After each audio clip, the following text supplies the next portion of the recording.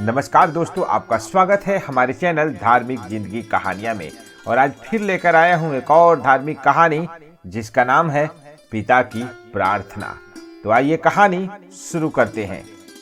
एक बार पिता और पुत्र जल मार्ग से यात्रा कर रहे थे और दोनों रास्ता भटक गए।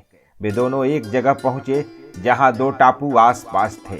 पिता ने पुत्र से कहा, अब लगता है हम दोनों का अंतिम समय आ गया है। दूर दूर तक कोई सहारा नहीं दिख रहा है। अचानक उन्हें एक उपाय सूझा। अपने पुत्र से कहा कि वैसे भी हमारा अंतिम समय नजदीक है, तो क्यों न हम ईश्वर की प्रार्थना करें। उन्होंने दोनों टापू आपस में बांट लिए, एक पर पिता और एक पर पुत्र, और दोनों अलग अलग ईश्वर की प्रार्थना करने लगे। पुत्र ने ईश्वर से कहा, हे भगवान, इस टापू पर पेड़ पौधे उग जाए जिसके फल फूल से हम अपनी भूख मिटा सके। प्रार्थना सुनी गई। तत्काल पेड़ पौधे उग गए और उसमें फल फूल भी आ गए। उसने कहा, यह तो चमत्कार हो गया।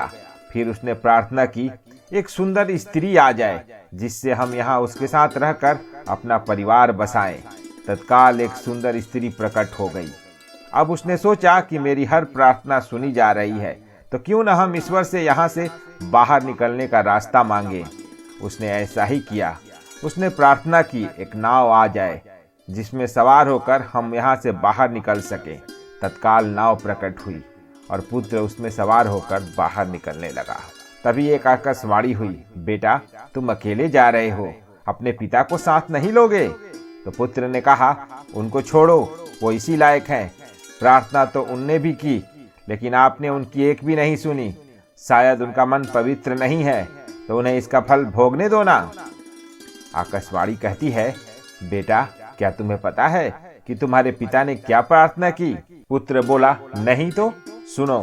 तुम्हारे पिता ने एक ही प्रार्थना की, हे भगवान, मेरा बेटा जो आपसे मांगे आप उसे वो सब दे देना।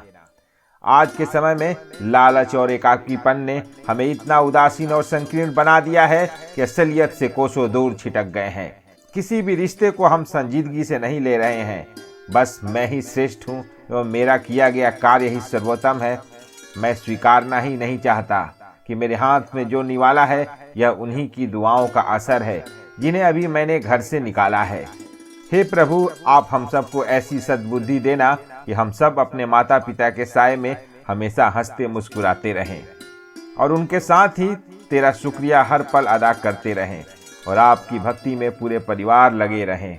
दोस्तों, उम्मीद है ये धार्मिक कहानी आपको जरूर पसंद आई होगी। तो फिर मिलते हैं एक और धार्मिक कहानी के साथ। तब तक मुझे दीजिए इजाजत। दोस्तों, आखिर में अगर आप चैनल पर पहली बार आए हैं तो चैनल को सब्सक्राइब कीजिए, साथ में लगे बेल आइकन को प्रेस कीजिए ताकि सबसे पहले हमारी कहानी आप सुन सकें।